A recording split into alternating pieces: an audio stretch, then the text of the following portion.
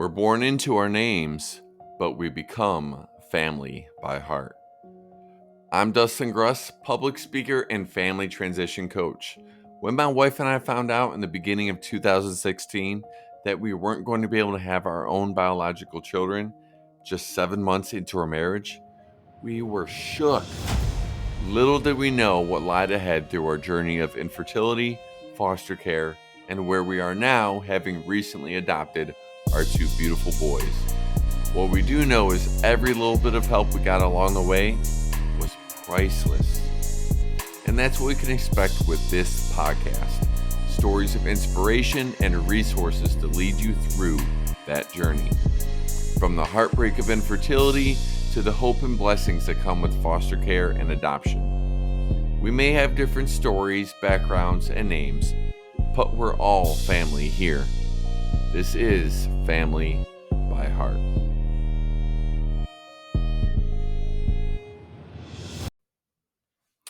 What's up, family? Welcome to another episode of Family by Heart. I'm your host, Dustin Gruss.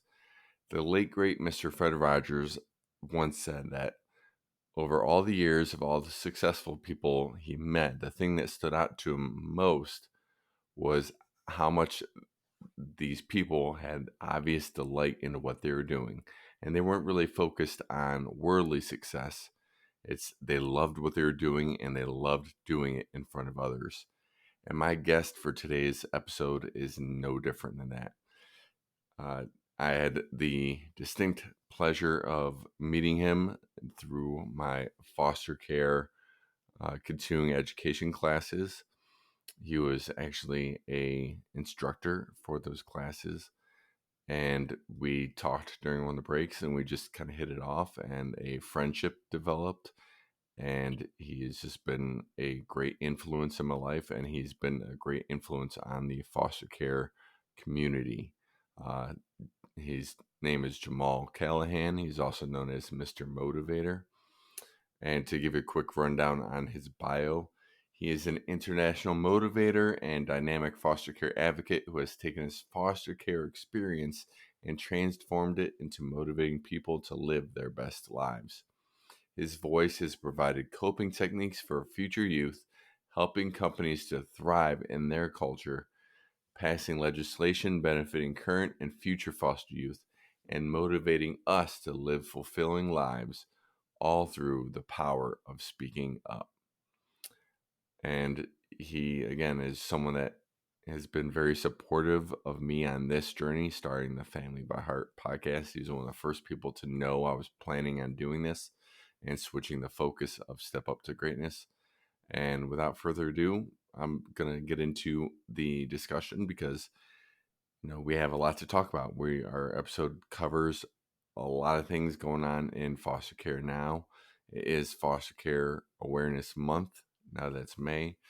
And here's just kind of discussion on things that he experienced, both as someone that grew up in the foster system and now and on the other side as a foster care advocate, and just the current state and things to do, ways you can help the foster system, even if you don't want to be a foster parent yourself.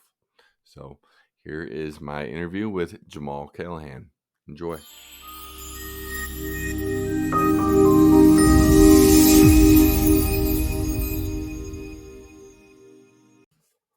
What's going on, everyone? Welcome to an episode of Family by Heart. I'm your host, Dustin Gruss.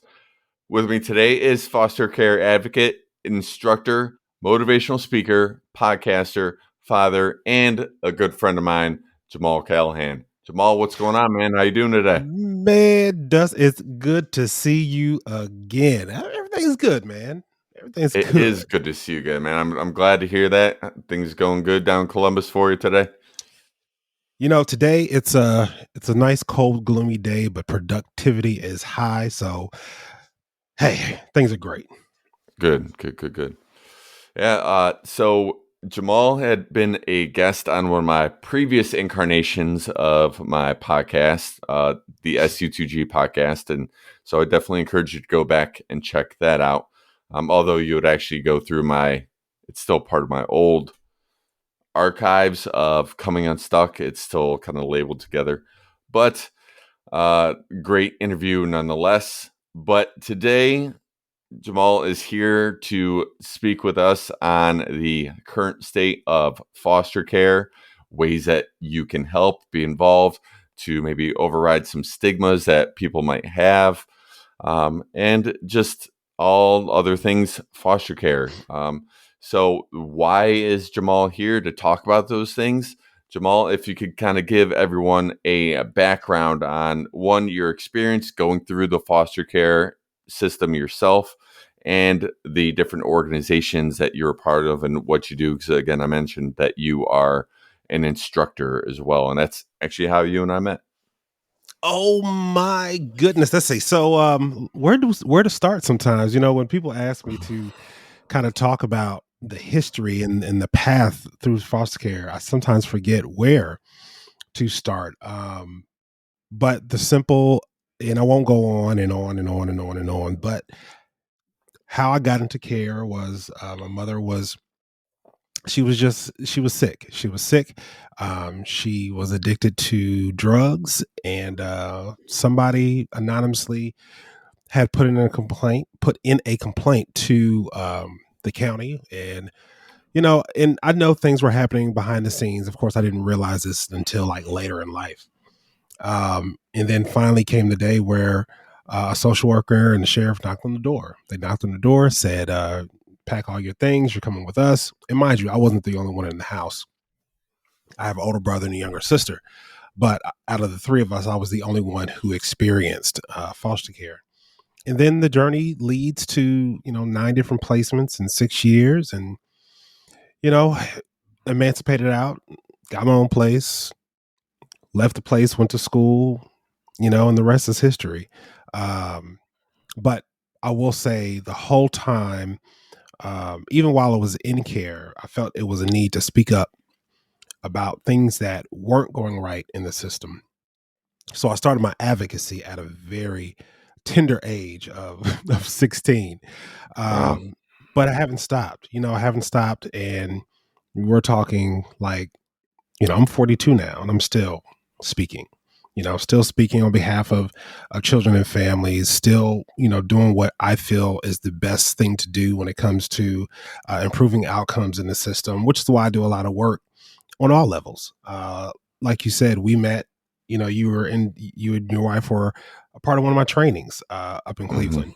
So from training to leading policy change to meeting with legislators and appropriators on Capitol Hill, federal agencies, you know, any way that I can inject some type of change is what I'm about. So, and I've been able to do this for years, and to be a part of things changing and things being able to be different for young people that will be unfortunately experiencing this system. It's one of those things where when you go to bed you can sleep good at night because you've done a good deed. So long and short, but that's me.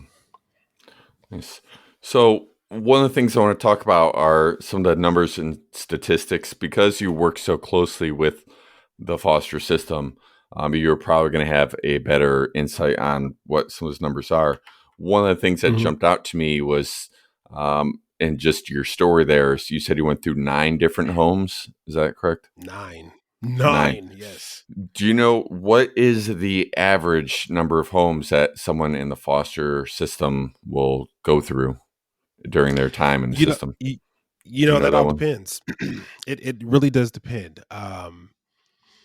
There's not an average that I can say, but I will say this: if a young person is troubled and a lot of their trauma is showing through behaviors, we have parents that just aren't equipped to help manage those behaviors. Hmm. So if you feel like you're not equipped to do that, then naturally you're going to give up and you're Yeah. going to request that the young person be moved from your home, and then they go somewhere else and the same thing happens. And then eventually they might end up being moved to a residential center or a group home. Yeah. But that's the huge flaw in our system. Um, I think our parents aren't fully equipped to deal with and to manage behaviors caused by trauma. And if they are, there's always not a lot of support from the agencies, even though the agencies, depending on where you are, they can do a phenomenal job. But there's those ones that just aren't cutting it right. They're not supporting Yeah. their parents like I feel they should. And I'm just one person, right? Right. But that's the reality of it. I know colleagues, friends who's been in the system for a long time, 22 placements. Wow. You know, um, it's funny. The director of I want to say, I just seen it the other day. The director of Illinois Child Welfare, and give me a second while I want to make sure I have my facts completely straight because, like I said, I just seen this the other day. Yeah, so there's an issue in Illinois where, and this happens everywhere, where we are as a system just moving kids around and not even moving them around. Sometimes you can't find a home for them. So what happens? They are um, staying inside of the agencies until they can find a placement. And it's hard. It's disheartening. Yeah. So yeah, yes. So the DCFS coordinator was held in contempt of court for the fourth time over placing teens, and basically it's discrimination against teens. Rather they would rather place them in group homes or residential centers versus placing them in actual foster homes. I mean, when I tell you it is a lot and it's going on all over the country. Yeah. Um, there's this one, what sparked this one was the department repeatedly moved one teenager, bounced them from foster homes to psychiatric hospitals to shelters 24 times since November. 24 times since November. Since November. Okay. All right. And here's the thing that I know from the classes that my wife and I took, were a part of, and the kind of the stats and information we heard, and then also a startling stat that I was given when I had a meeting with a representative of Cleveland Angels just earlier this week. One is the fact that each time a foster child is moved from one location, one placement to another, that is another trauma trigger. It's another trauma incident. So you have your initial overall trauma of whatever's going on in their house, and then you have the trauma Mhm. of being pulled from their house, placed in another home, and then each time it happens after that, each time they're moved, is another traumatic incident. And that 24 times since November, here we are just about to head into March. That is, but Yeah, the other thing, the it's statistic sick. that, yeah, it's sick. And the statistic that the representative from Cleveland Angels, Hannah, gave me, and Cleveland Angels, awesome organization. There's different chapters of the Angels all throughout the country. But Cleveland Angels only been around for 4 years. But she told me that the statistic they have is that most families will only foster for 1 year. They will, or actually, it's like over 50% of families will close their home to foster children after just 1 year. Mhm. And that's because they are not getting the support they need from the agency. They're not getting the support they need from family and friends. They are not equipped to deal with the trauma that is coming into their home, even though it's something that they signed up for and we're trying to help. Yeah. So here's my thought on that. Because we always have to ask why, right? Mm-hmm. Why is it that our families are canceling their license after a year? And you stated most of the reasons why. There's no Mm-hmm. support from the agency. They weren't kind of let in onto what to expect. Now, I will say that as a state, we have a pretty good training program, Mm-hmm. but every trainer is different, Mm-hmm. right? Every trainer, I think the leg up that I have or that I had is that I lived it, right? So I Mm-hmm. can tell you, from personal experience, why I had these behaviors if I had them. Because trust me, my moves weren't because I was a bad child. Now, I may look like a bad kid, but I wasn't a bad kid. They truly were all circumstantial. But if a parent cannot or feel that they don't have support from the agency, support that they can do what they feel is necessary to help manage some of these behaviors based on the trauma that these kids experience, then you're naturally going to give up. I mean, naturally, because there's no money in this, No. right? No matter how you look at it, um, and you hear things all the time. Well, they're just in it for the money. Yeah, it's a possibility, but when you look at the grand scheme, there's no money in child welfare. No. There's not. You gotta be feeding those kids ramen noodles and Exactly. So when you look at it, it's not like parents have regular jobs. Foster parents and adoptive parents have regular jobs. You just can't mm-hmm. quit your job and foster a child. No. It's absurd. So it's not for the money. Most parents, especially if you've never been a parent, don't have the skills to manage typical childhood behaviors. Mm-hmm. So when it comes, it's like, what is this? I didn't know this was coming. Yeah. Even though in class I'm like, yo, be ready because this is what you can see. But even in that, you take 36 hours of classes and training.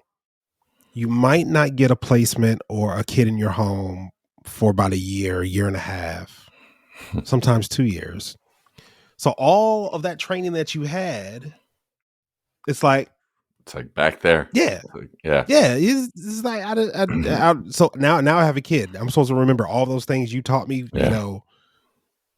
Think about how many hours is in a year, and it's close to 10,000, right? Some So of that, basically, yeah.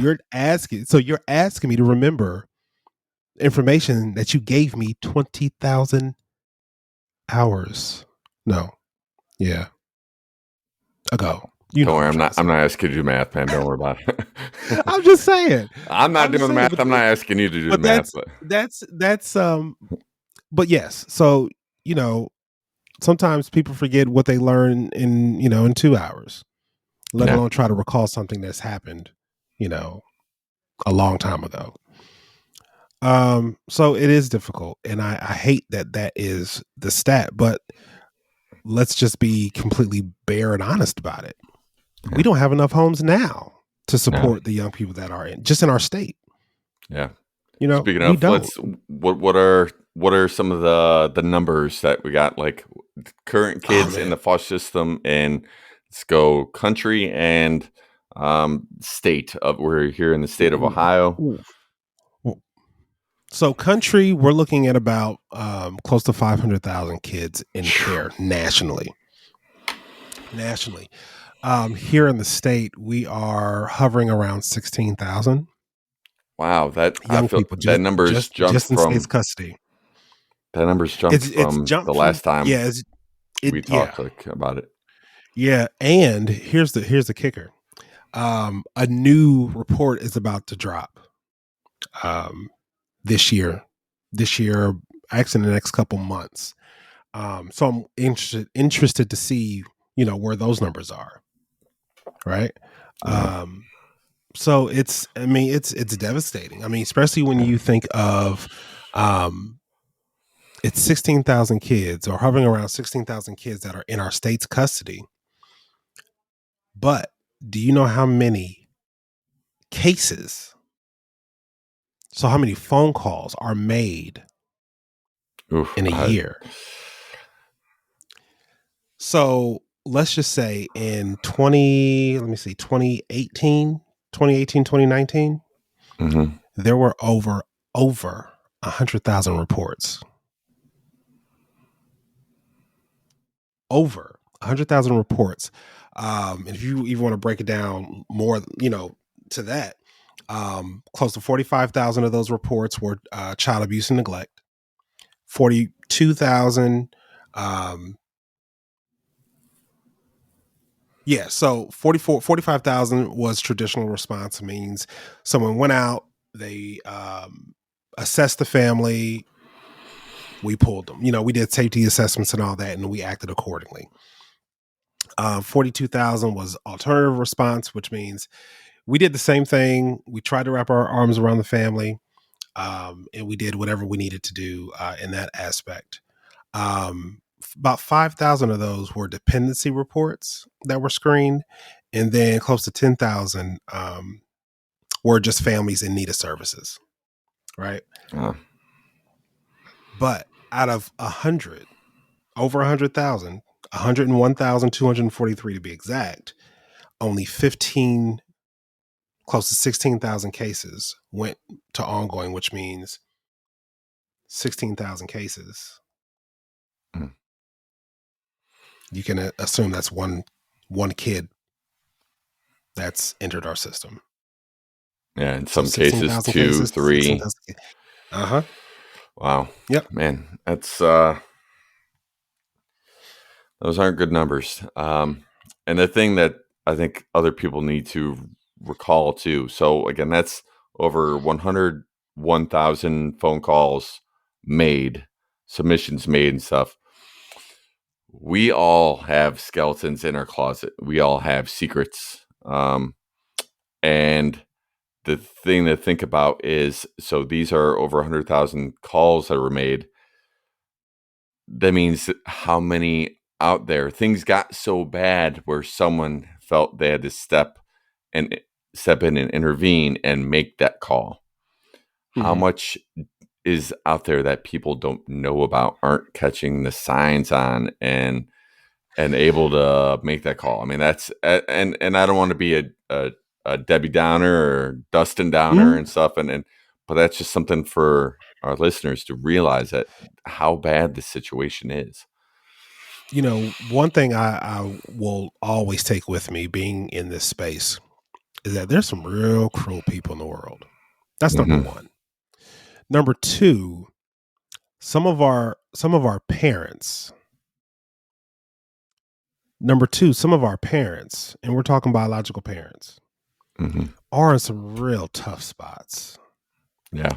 Now, let's just talk about how COVID has had an effect on jobs, Yeah. daycare. A lot of people lost their jobs due to Mm-hmm. COVID. Yeah.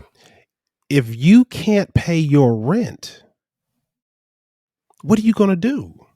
If you're Yeah. down and depressed, like the mental health cases inside of COVID have skyrocketed. So now if I'm telling you as a parent, I'm struggling, I can't pay my bills, I got kids, I can't feed them, but someone calls because my kid might have said something that wasn't accurate, but you come out and investigate and you deem that they're not in a safe place, so then you take my kid. This is a vicious cycle, right? Yeah. We always hear about how horrible the biological parents are, but we forget to understand how they got there, and we forget to talk about what services did they receive to help pull them out of this space.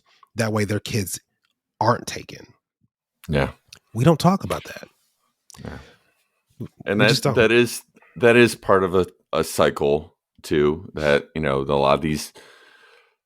the fact that a lot of the parents in a foster system were once kids in the foster system, and it's just part of that cycle. Mhm. So I'm sure that's part of the reason why you are so strongly advocating for sweeping changes with everything going on. And I'm glad you bring that up, that it's not necessarily the parents are bad people. That's just part of the cycle that they're caught up Mhm. in. And over the last year, because of COVID, I kind of switched focus of my day job, working from as being a trainer, to picked up a job being a painter and going into apartment buildings and painting, and some of the places that I had to go in and paint, um, I didn't think of the people living there as bad people.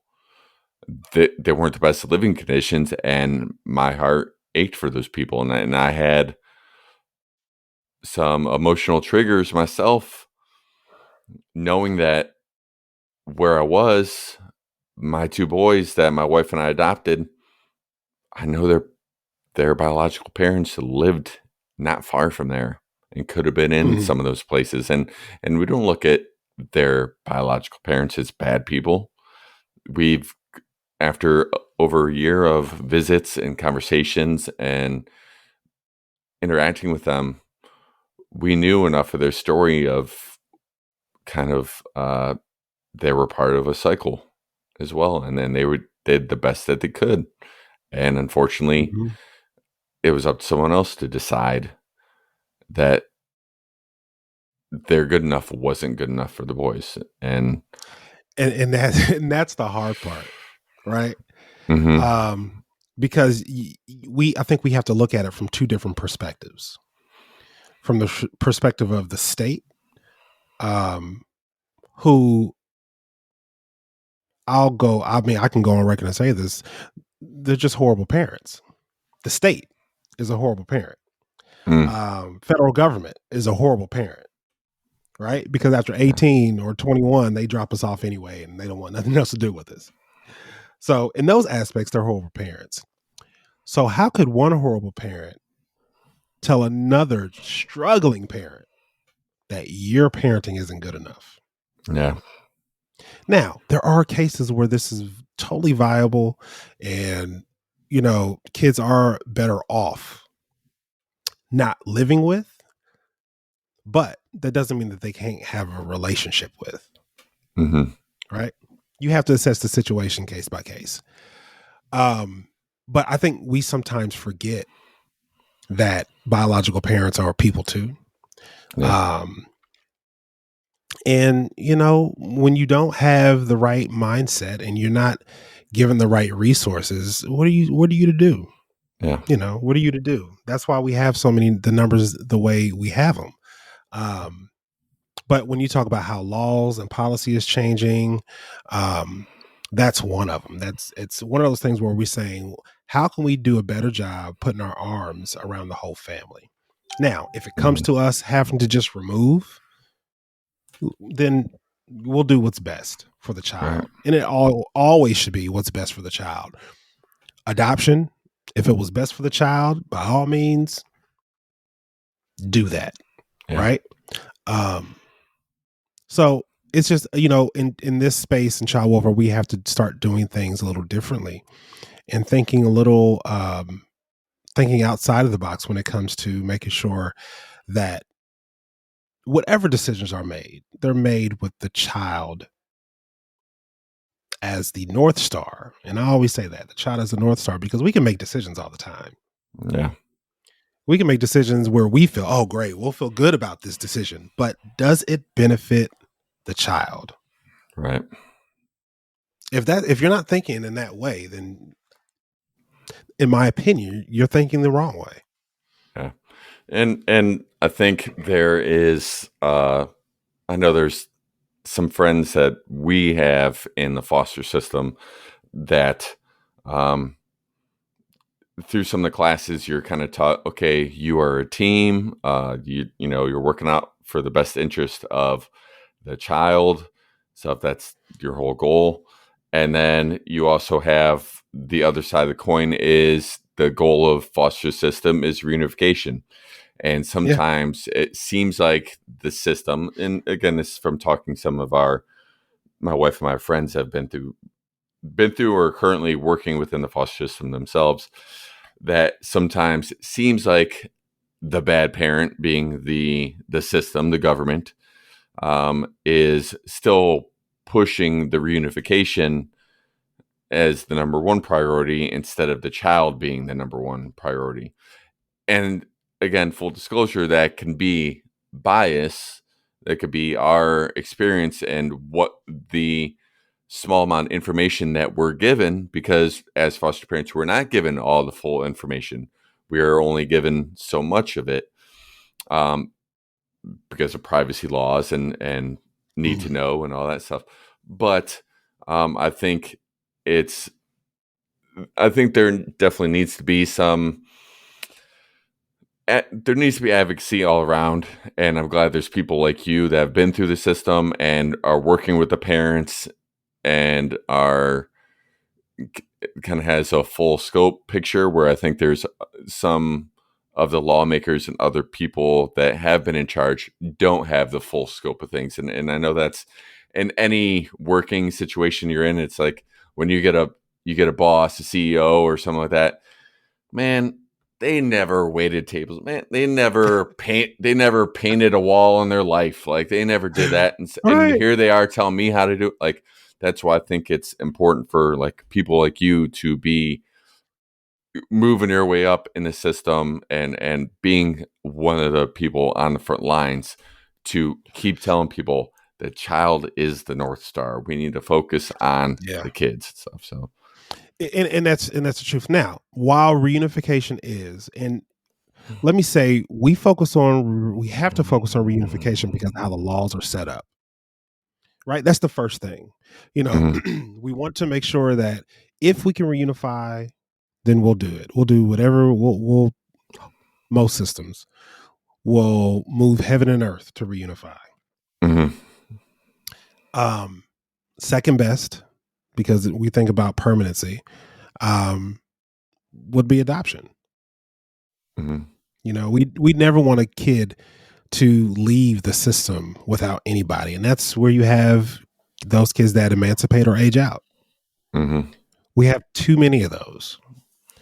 Um, so there is, again, still some flaws in our system that are allowing our young people to experience leaving the system alone. So while we do look at reunification as the gold standard, not every reunified case is a good one, Yeah. right? There are stories of kids saying they don't want to go back to their biological parents, go back and something happens. Um, or we fall right back into the same pattern that we actually removed that child. The reasons why we removed that child, we're back to those same patterns. So we have to remove the child again. Yeah. I'm not saying every situation is bad or there's a bad outcome. I'm just saying we still have them. Yeah. And we have them to the point where reunification is not always the answer. Yeah. You know? But hey, that's why we have this system, and it's a constant work in progress. Yeah. Now, one of the things that you hit on is the kids that emancipate and age out of the system. According to a stat I have here, it's over 20,000 youth age out of the foster care system between the ages of 18 to 21 annually. I know one big thing that you were a part of over the last couple of years was a system, a policy that helped get those kids that aged out housing. Can you tell us a little bit about that bill and how that's going? Let's get So some yes, good news going. Let's get so some the good good news. news, is that yes, we advocated, wrote, and lobbied for the Foster Saving Housing Opportunity Act. So that was the bill. And that was something that we put in place, or we wanted to put in place, to make sure that young people did have access and rights to affordable housing, as they aged out. again, this goes back to my comment. The government is just bad parents because they just drop us off and don't give us any resources.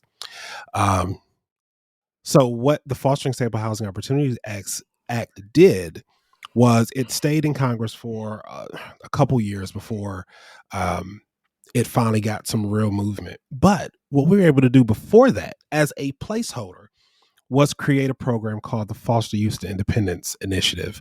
And it was headed up by HUD. We had meetings with them. We met with them, and within 4 months, we were able to start the program. So, which FYI, what it did was it just supplied access to housing choice vouchers for those kids aging out of care.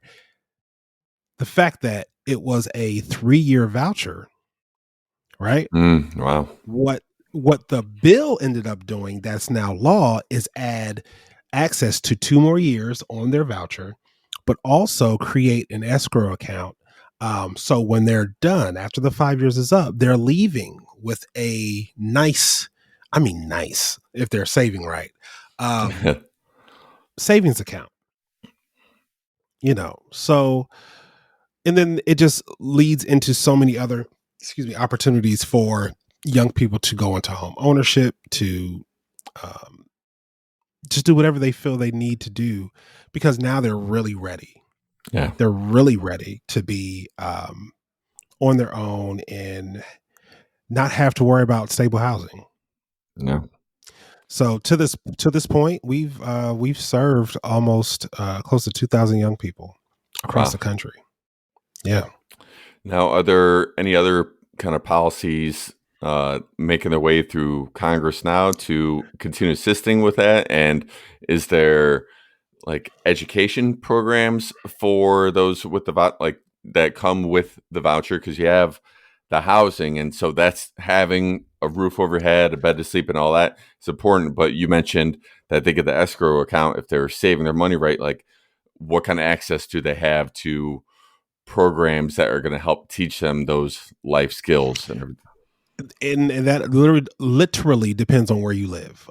Each agency is required to provide life skills classes for those young people experiencing foster care before 18. And most systems who have extended foster care, which will serve the 18 to 21, in some places 23, just extra services to make sure that they are doing everything they can to learn how to budget their money well, learn how to really manage their household. So the services are there, but and then you also have to think that yes, they're there, but the young person, the young adult, still has to be willing to accept those things in order to become successful. Gotcha. Yeah. And see any other policies or maybe some happy endings? I know we talked off air about a young woman that and a awesome book that she wrote, and that seems to be doing well. Listen, there are so many alumni that are writing books, handbooks, just how to. And I don't want to mess her name up. But I'm not. I just wanted to make sure I had her last name right. But Angela Kiata Banks, she wrote a book called the Foster Youth Handbook. And I mean, she's sold a lot of copies. She's given a lot of copies away. She's been put on some bestseller list. I mean, just doing some amazing things. And we had a conversation the other day about the direction she wants to take the book, because with the book she created a handbook, a workbook. Mm-hmm. And so we were talking about in order to offer services, do I need to provide a place for young people to live and stay? And, so anytime you talk about creating housing, I get excited. So, being able to kind of help her brainstorm and just kind of listen to what her vision is and be a support any way that I can is part of what I love to do. Now, I don't know if you're a fan, if you've watched any episodes at all of the Fab Five on Netflix. What's their? I can't think of the name. Doing like Queer Eye for the Straight Guy. Queer Eye, yes, Queer Eye. Queer Eye for I the couldn't Straight remember. Guy. Yeah. Okay. So the reincarnation of it, Queer Eye, on Netflix and stuff. Awesome show. Queer Eye in Japan. Yeah. So they've done, and they did a whole season in Japan. But I know one of the ones, I think it was in the second season, they did an episode where they helped a guy that was a former veteran, military veteran, and he had a honorable discharge, but he felt like a fake, and because he didn't really get to serve his country how he wanted, so he ended up starting a company, a business where they created mini homes, little developments of tiny mini homes. Yes. Yeah, tiny homes that had the bare necessities for veterans to help them and stuff. So, know of anything like that going on for foster care or something that people can jump in on that? Definitely, but it all depends on where you are. I know Texas has incorporated in some of their spaces tiny homes for young adults. Somewhere in Arizona, I can't remember where as well. But that's the idea. The issue, the roadblocks we run into is the funding. In order to have a tiny home, you got to have the land, and you got to have in some instances enough land to put 3 or 4 tiny homes on, and then it's furnishing them, but giving young adults that opportunity. Yes, that's it's a wonderful model. Yeah. If I had the money today, I would erect literally 20 tiny homes. The other part to that is container homes. Oh yeah. Container homes. I've had several conversations with people who wanted to invest in container homes in order to provide affordable and stable housing for youth aging out of foster care. But there's those logistics that could be out of people's control, not necessarily the funding, but again, you got to find the land. Right. Once you find the land, you have to, especially if you're going to have a group of young people, you got to petition the neighborhood. Yeah. I was in Atlanta a few weeks ago, and I was staying in an Airbnb, and a guy came and knocked on the door and said, "Hey, would you sign this petition? They're talking about putting a group home with kids that don't have parents in this neighborhood. Are you for or are you against it?" I said, "Well, first of all, dude, you talked to the wrong one, because I felt like reading him like tough. Like, do you know? But I didn't. And I'm like, well, I don't, I don't live here. I'm just here temporarily. Can you believe that they're going to put a bunch of kids that don't have parents? And listen, I could tell you a lot of things. I'm not the one you want to talk to about this. So this is not my home. This is an Airbnb. So, I mean, hey, I can't help you. So then he finally walked away. But it amazes me how people think. Yeah. So, well, speaking of that, we mentioned that you're an instructor, and that's how we met. And you instruct people going through the service training, their continuing education units to keep their foster license current. What are some, aside from that story you just shared, any other like kind of crazy stories you've heard that maybe help feed into that stigma that obviously this guy heard and said, "Oh, these parents," and like anything that's just off the top of your head, like man, like you can't get away from it, right? If a kid has done something wrong and it makes it to the news, oh, he's troubled. They were in foster care, blah blah blah. Or even in the movies. I mean, you know how many times I've watched Law and Order, and the suspect or the perpetrator has a foster care history. Mm-hmm. Like the narrative, it just keeps getting perpetuated as if this is just such a bad thing, and every kid or young adult that comes in and through foster care just is troubled. Yeah. Meanwhile, I have Like, you that. can't get away from it.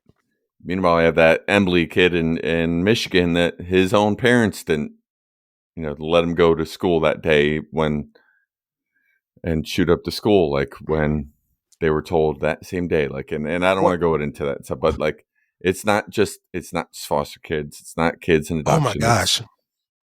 No, kids will be kids, right? yeah, Kids will be kids. So it doesn't matter if they are, like you said, if they're experiencing foster care, if they're with their biological parents, teenagers and kids will be kids. But we can't discount that young people today are going through the most traumatic time that I think we've ever seen. yeah, Are we forgetting that right now we are on the brink of World War III? yeah, Right? This whole thing with Russia and Ukraine, we're on the brink of some really nasty stuff. Before that, you had a pandemic where these young people had to stay secluded at home and try to go to school at the same time in their home. So they can't be social, they can't see their friends, everything's online. And then even before that, before the pandemic even started, there was this wave of school shootings. yeah, Kids are far more depressed now. And even the suicide rates of kids under the age of 18 has increased. yeah, So that has nothing to do with kids in foster care. yeah, That's kids, period. So we always have to think about what we do and what we can do to help. yeah. I mean, it's a lot. It's a heavy load, but I think our kids are carrying so much more than I think we've ever carried in our lives. And I carried a lot personally, Yeah. Yeah. So, but there is hope. There is hope. Well, what's one thing people would be surprised to know about foster care? How many professionals we have? You know, I always say that foster care, and I'll be very, very brief. I always say that foster care is an experience that really toughens up the young people who go through it, who experience it. But you'd be surprised how many professionals, athletes, professional actors, successful people who experience foster care, Mm-hmm. and part of their journey is what helped them get to where they are. I mean, I don't like to look at myself, but I would always say I wouldn't be where I was or where I am if it wasn't for experiencing foster care. Yeah. Period. Right? So there are benefits. The benefits to you adopting, kids who need that loving space, that loving family, changes the trajectory of where they're going. Mm-hmm. Opening your home to a kid who is less fortunate or has been through a lot of trauma change the trajectory of where they're going. So these are the happy things. These are the great things Mm-hmm. that we look at or that we sometimes miss. But, Les Brown said one day, he said, don't walk around saying that you've had a bad day. Say you've had a character building day. Mm. You see how that changes? Yeah. Right? So I don't walk around saying that I was in foster care. No, yes, I was in foster care, but it changed. It helped change and mold me and what I do. Mm. So it helped build character. Yeah. So, it's about how you change the narrative on what truly foster care is and can be. Mm. Aside from having a child come into their home, a foster child, what are some other ways that you can suggest people help the foster care system? Mentor, mentor, mentor, mentor. Yeah. You don't listen. You can become a CASA, a court appointed special advocate, where it's voluntary. You can find young people who want to be in the same professional field that you are in, that you have something in common, that you can meet with and hang out and guide them in the right direction. You can just be someone that would be there for them if they just needed to talk. You might not have the capacity to be a parent, but do you have the capacity to pour into a young person who just needs a little bit of hope? Yeah. Just a little bit of hope, right? That's what it takes. Again, we're not saying everyone has to open their home, but can you be a connection?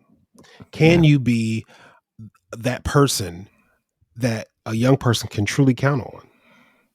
It doesn't take much, just a little commitment. Yeah. Another one I'll speak on, and I know my wife and I are doing an episode as well where we're going to share our experience from our infertility up through foster system and to now adopting our 2 boys. But another one I'll speak on is, again, I met with a representative of Cleveland Angels, the Angels Network. It's an awesome organization that they have where you can become a mentor and work with kids that are in the foster system, as well as a Love Box program where they drop off a box of goodies and things that would benefit and help not only the foster kid in the home, but helps give kind of some support and reprieve to the foster family. Because a lot of times, and again, my wife can talk on this, we have been blessed and been supported by so many friends and family. But a lot of times that support starts out when you first get the foster child, and then the longer they're in your home, sometimes it kind of dries up a little bit.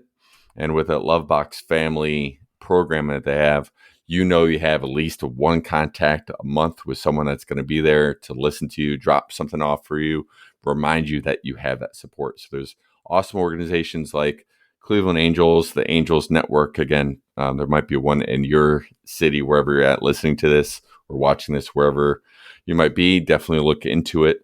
I can help. But what are some other organizations that people can look to get involved in, support, find out more information? Like what do you got? Oh, I mean, there's so many.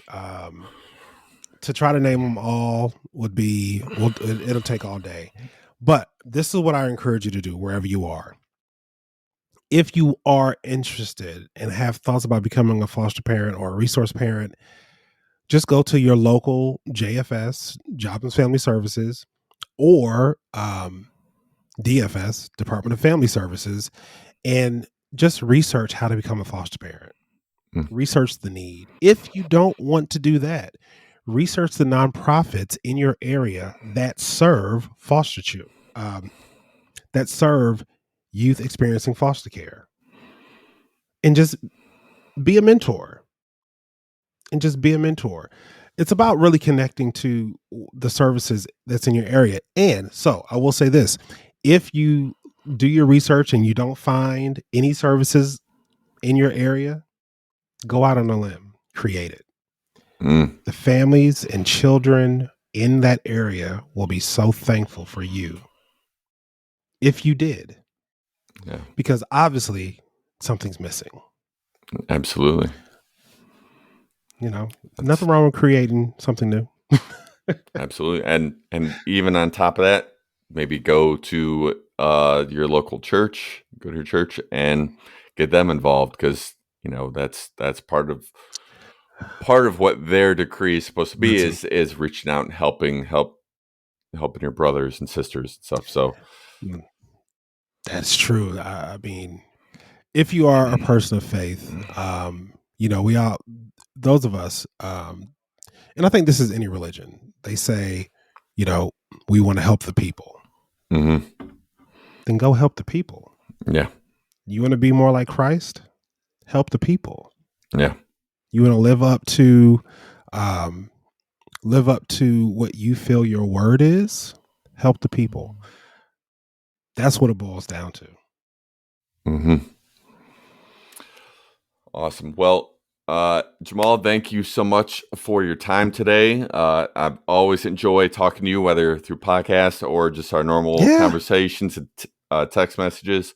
Where can everyone else get more information on you, get some of your content, find out more? Listen. Yes, so you can follow me on Facebook, Instagram. I do have a TikTok at Mr. Motivator, Jamal Callahan. But my Instagram and Facebook is Jamal, Jamole _ Callahan, Callahan. Or just you can go to my website, jamalcallahan.com. But connect with me on social media. You know, I answer questions, I give good fun content. I talk about life. So tune in. Yeah, absolutely.